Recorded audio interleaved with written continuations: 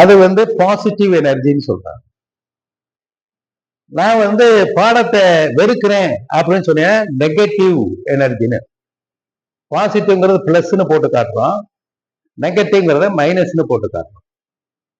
அப்ப பாசிட்டிவ் கூடுதல் ஆகிக்கிட்டே இருக்கு, இப்படி இருக்கிறது இப்படி கூடிக்கிட்டே போகுது, நெகட்டிவ்ங்கிறது குறைஞ்சிக்கிட்டே வருது. ஆனா பாசிட்டிவையும் நெகட்டிவையும் சேர்த்து ஒருத்தன் செய்யறான்னு வச்சுக்கோங்க, அவனால தான் ப்ராப்ளம் சால்வர்னு பேரு.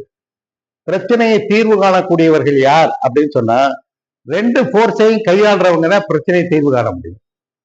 ஒரு போர்ஸ்ல மட்டும் எனக்கு சந்தோஷமா தாங்க இருக்க முடியும், என்னால என்னை விட்டுட்டு நெகட்டிவா போட்டீங்கன்னா நான் தொங்கிடுவேன், அப்படியே அழுதுருவேன், தூங்கிடுவேன், எனக்கு பிடிக்காது அப்படின்னு சொல்லிட்டீங்கன்னா நீங்க நெகட்டிவ்ல இருக்கீங்கன்னு.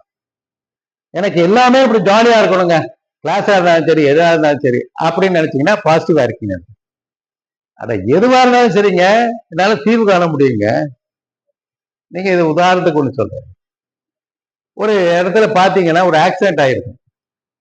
ஆக்சிடென்ட் ஆன இடத்துல எல்லாரும் நின்று வேடிக்கை வைப்பான்.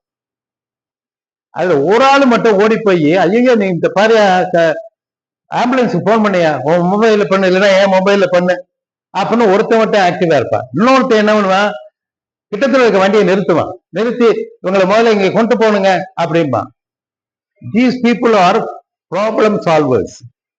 பிரச்சனையை பார்க்கிறோம், பார்த்துக்கிட்டே இருக்கோம், ஸ்பெக்டேட்டர்ஸ்.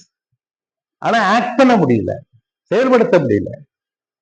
ஆனா அதுல யார் செயல்படுத்துறாங்களோ அவங்க ப்ராப்ளம் சால்வர்ஸ். அவங்க இடத்துல பாசிட்டிவ் இருக்கு, நெகட்டிவ் இருக்கு, பிரச்சனை இருக்கு, அதை இவர் சால்வ் பண்றாங்க. அப்போ மேத்ஸ்ல எப்படி நம்ம கொடுக்குறோம் அப்படின்னு சொன்னா, பாசிட்டிவையும் கொடுக்குறோம், நெகட்டிவையும் கொடுக்குறோம், இதை சால்வ் பண்ணுங்கன்னு கொடுக்குறோம்.